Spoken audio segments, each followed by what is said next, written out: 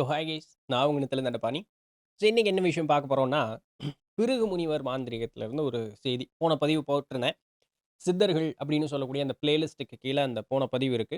அந்த பிளேலிஸ்ட் லிங்க்கையும் கீழ டிஸ்கிரிப்ஷன்லயும், கமெண்ட்லயும் பின் பண்ணி வைக்கிறேன். ஓகே. நெறைய சுவாரஸ்யமான செய்திகள் அந்த பிளேலிஸ்ட்குள்ள இருக்கு. ஆல்ரைட். இந்த பிருகுமுனி மாந்திரீகத்தில ஒரு யார் உண்மை மாந்திரீகர், பொய் மாந்திரீகர், பிரம்மாவினுடைய உருவம் எப்படி இருக்கும், திருமாலினுடைய உருவம் எப்படி இருக்கும் அப்படிங்கிறது எல்லாமே போன பதிவுல பார்த்திருந்தோம். இந்த பதிவுல நான் என்ன சொல்லியிருந்தேன் அப்படின்னு சொன்னா, ஒரு மந்திரத்த வந்து பயன்படுத்துவது அப்படிங்கிறது எப்படி? எப்படி அந்த உச்சாடனம் அப்படிங்கிறது செய்யணும்? அந்த வார்த்தைகள் இப்போ அந்த எழுத்துக்கள் பயன்படுத்துறதுனால ஒரு மாற்றம், நிலை மாற்றம் அப்படிங்கிறது ஒண்ணு ஏற்படும். அதெல்லாம் என்ன அப்படிங்கிறத பின்ன பார்க்கலாம்னு சொல்லியிருந்தேன். இன்னைக்கு அது ஒரு சுவாரஸ்யமான தகவல் உங்க கூட பகிரப் போறேன். இந்த புக் வந்து இப்போதைக்கு நம்ம வெப்சைட்ல ஸ்டாக் இல்ல. ஸ்டாக் வந்ததுக்கப்புறம் நான் உங்களுக்கு அப்டேட் பண்றேன். உங்களுக்கு வாங்கணும்னு விருப்பம் இருந்ததுன்னா பின்ன வாங்கிக்கலாம். சரிங்களா?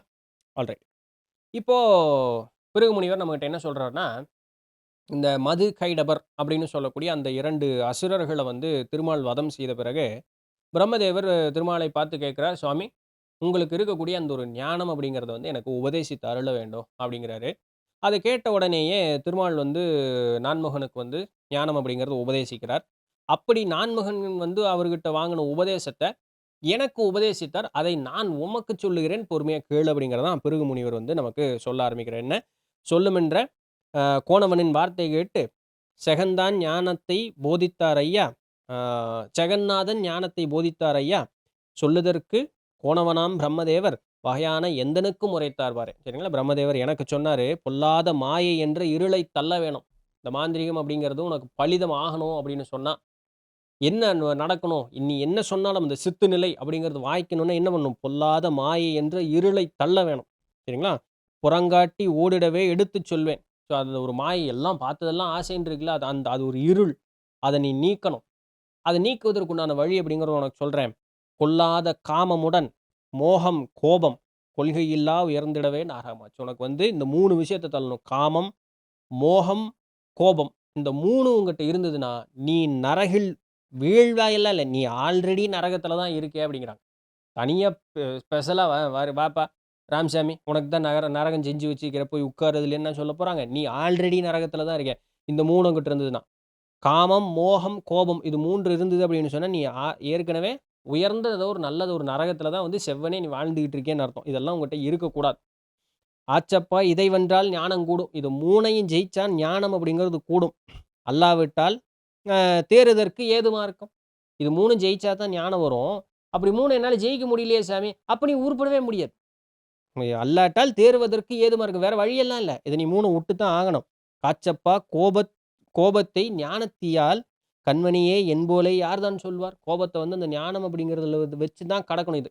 இது 3யும் நகுத்துனா தான் ஞானம் கிடைக்கும். ஞானத்த வச்சு இந்த கோபம் அப்படிங்கிறத பூரணமா தள்ளுங்கிறார். அந்த கோபம் அப்படிங்கிறது கடைசி வரைக்கும் வந்துகிட்டே இருக்கு. இந்த ஞானம் அடைந்ததற்கு பிறகு அந்த ஞானத்தை வைத்து அந்த கோபத்தை பூரணமா தள்ளிக்கலாம்.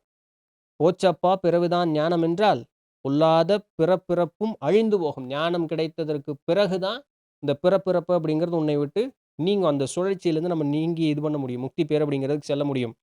"பாச்சப்பா மனம் தன்னை மந்திரத்தில் பகடில்லா சித்தி பெற்றால் தெளிவுண்டாமே."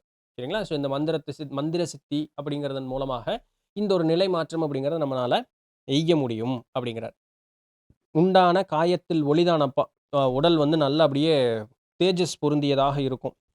உருவான மந்திரத்தை கண்டுவார். 2 கர்மவினை சூன்யமோமல் அடங்காத பிசாசுகளும் வேதையோடும் கண்டதொரு மந்திரத்தை உண்மையெல்லாம் கசடறவே நூல்தனிலில் நெகிழ்த்தினோம் யாம் விண்டதொரு மந்திரத்தை உருவே செய்தால் வெட்டவெளி ஆகுமடா வேதாந்தம் வரை. இதுல வந்து நான் பாட்ட படிச்சு உங்களுக்கு சொல்லிட்டு இருக்கேன். இதுல பாட்டும் இருக்கு, விளக்கமும் இருக்கு இந்த நூல்ல. சரிங்களா? அவர் என்ன சொல்றார்?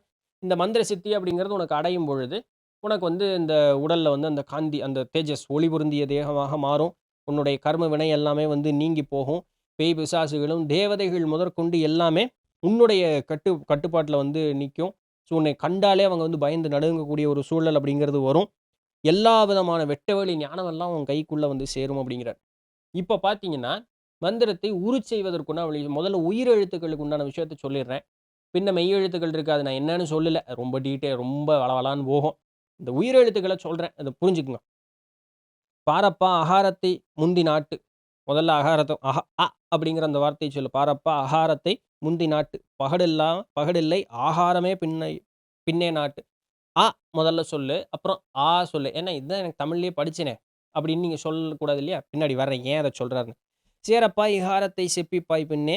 செயமான இகாரம், உகாரம் கேளு." சரிங்களா? அ, ஆ, இ, ஈ, உ, ஊ அது எல்லாத்தையும் அப்படியே சொல்லிட்டு கடைசியில எங்க வரைக்கும் வரணும்னா, ஔ வரைக்கும் வரணும். சரிங்களா? இதுவரைக்கும் சொல்லி இந்த மாரி "காரப்பா பீசமவை 11 ஆகும் கண்மணியே இதைக் கடந்து மெய்யை நோக்க."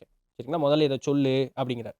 இப்படி சொல்லும் பொழுது என்ன பண்ணணும் அப்படி அதுக்கு அடுத்தது கா, ங, ச, அ, கா, ங, ச, ஞ, ட, ந, த, ந, ப, ம, ய, ர, வ, ல, ய, ர, ல, வ, ச, ஷ, ஜ, ஹ, ஷ, ஹ.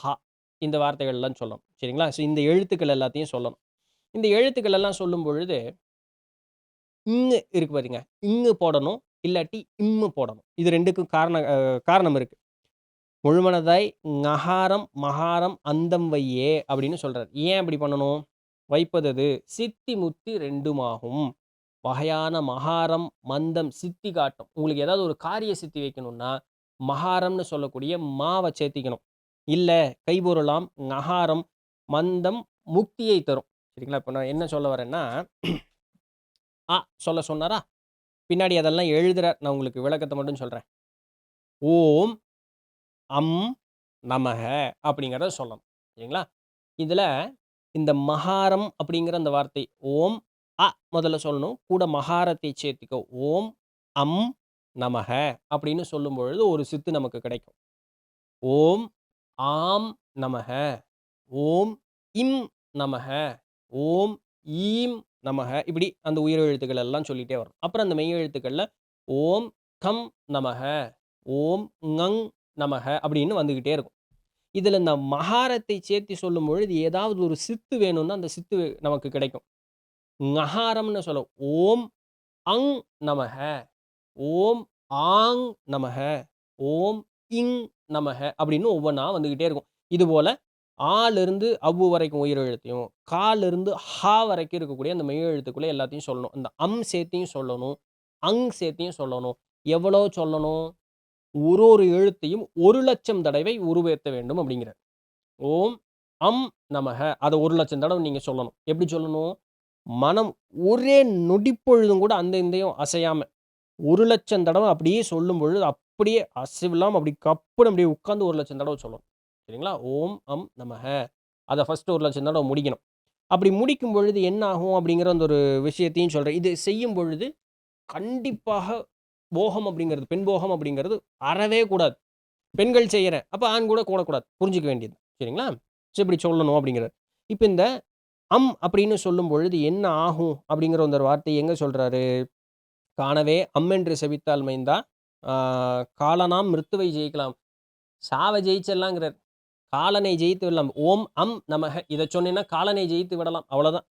"காணவே என்று செபித்தால் மைந்தா, காலனாம் மிருத்துவை ஜெயிக்கலாகும். பூணவே ஆம் என்று உருவே செய்ய, புகழுள்ள ஆகர்ஷண சித்தியாகும்." எதையா இருந்தாலும் உங்ககிட்ட ஈர்க்கக்கூடிய அந்த ஒரு சக்தி. இதுபோல இந்த ஆலிருந்து அவ்வு வரைக்கும், காலிருந்து அஹ வரைக்கும் இருக்கக்கூடிய ஒரு எழுத்துக்களும் 1,00,000 தடவ சொல்லி, உருவேத்தி நிற்கும் பொழுது ஒரு சித்துக்களும் அவன் வந்து அட்டமா சித்துக்கள் அத்தனையும் இதுக்குள்ள அடங்கிருது. அதற்கும் அப்பாற்பட்டு இருக்கக்கூடிய நிறைய சித்துக்கள் அப்படிங்கிறது நமக்கு வாய்க்கப்பெறும். ரொம்ப நல்லா இருக்குல்ல கேட்கறக்கு. குட்டு குட்டுன்னு நாளை காலையிலேயே போய் உட்கார்ந்து, மத்தியானத்துக்குள்ள 1,00,000த்த முடிச்சிடுறேங்க. அப்படின்னு நீங்க நினைக்கலாம். ஓம் நமக. அத நான் மத்தியானத்துக்குள்ள முடிச்சிடுறேங்க. அப்புறம் அடுத்த நாளு ஓம் நமக முடிச்சிடுறேங்க. அப்படின்னு நீங்க சொல்லலாம்.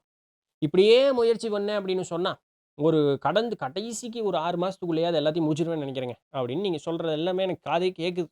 ஏன்னா அப்படியெல்லாம் நானும் இந்த நூல முதல்ல படிக்கும்போது யோசிச்சது தான். அட இவ்வளோதானா? ஓம் நமக. ஓம் நமக சொல்ல மாட்டோமா? சொல்லாமே பார் கையில நெருப்பு வர வச்சு காமிக்கிறேன். ஒரு பச்சை தண்ணி கூட கையில வந்து கூட உழுகாது. அப்புறம் தான் இங்கிருந்து வர வைக்கிறது. அதெல்லாம் ஒண்ணும் நடக்காது. ஏன்னா, இதுக்குன்னு ஒரு பெரிய டீட்டெயில்டான, எலாபரேட்டான, ரொம்ப காம்ப்ளிகேட்டடான ஒரு சக்கரம் வடிவமைப்பு குடுத்திருக்காரு. அந்த சக்கரத்த எப்படி வரையணும் அப்படிங்கிறது எல்லாமே சொல்லுகிறார். சரிங்களா? முதல்ல அந்த சக்கரத்த நம்ம வந்து வரையணும். நம்மனால அத வரைய முடியாது.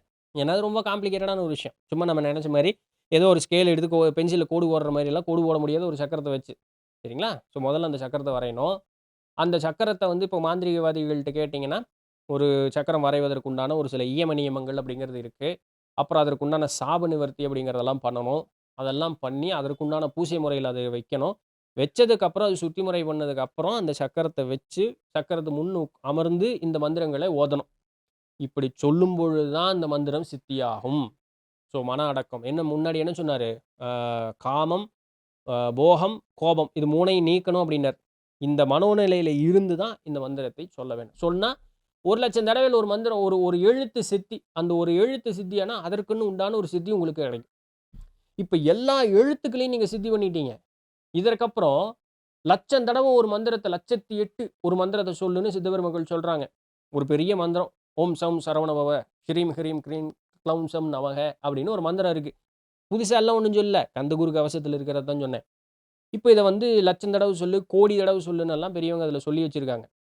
இங்க தான் ஒரு ஒரு எழுத்துக்களையும் 1,00,000 தடவ நீங்க உருவேத்திட்டீங்களே. இப்ப 1,00,000 தடவ சொல்லு அப்படிங்கிறது நீங்க ஒரே தடவ அந்த மந்திரத்த சொன்னீங்கன்னா, அந்த முழு மந்திரமும் சித்தி. ஸோ எத்தன லட்சம் சேர்ந்தா 1,00,00,000 100,00,000 அப்ப வெறும் 100 தடவ சொன்னீங்கன்னா, 1,00,00,000 அந்த மந்திரம் உருவானதுக்கு உண்டான சமமாயிரும். பட் அதற்குன்னு உண்டான ஏவ நியமத்தை கடைபிடித்து தான் சொல்ல முடியும். டபால்னு வீட்டுக்குள்ள மூலக்காட்டுல போய் உட்கார்ந்து ஓம் அம் நமகன்னு வந்து ஒண்ணும் ஆகாது. சரிங்களா? இது வந்து நாலேட்ஜ் பேஸ்க்கு நல்லா இருக்கும். அவ்வளோதான். அதுவரைக்கும் நம்ம தெரிஞ்சுக்கலாம். பாருங்க, இப்படியெல்லாம் நடக்குமாமா? அப்படின்னு நம்ம தெரிஞ்சுக்கிறதுக்கு இது பயன்படும். அதற்கு மீறி ஒரு பயனும் வராது. அதற்கு உண்டான முயற்சியை செய்து நாள கடத்த வேண்டாம் 1. இன்னொன்னு முயற்சி செஞ்சு ஏதாவது செறுபடி விழுகுமான்னா எனக்கு தெரியாது. அத பத்தி பிருகு முனிவரும் சொல்லல. உங்களுக்கு அப்படி ஒரு எக்ஸ்பெரிமென்ட் வேணும்னா, அது உங்க கை உங்க விதிய பொறுத்தது. அதுக்கு நான் ஒண்ணும் சொல்றதுக்கு இல்ல. சாரி செய்யாதீங்க, பலன் இல்லைன்னு சொல்லிட்டேன். அதோட என் பணி முடிஞ்சுது. இப்படி ஒரு செய்தி இருக்குங்கிறத உங்களுக்கு பகிரணுங்கிறது என்னுடைய வேலை. பகிர்ந்தாச்சு. நாளைக்கு வேற ஏதாவது ஒரு சுவாரஸ்யமான செய்தியில சந்திப்போம். அதுவரையும் தொடர்ந்து இணைந்திருங்கள். நான் உங்களிடத்திலிருந்து நன்றி.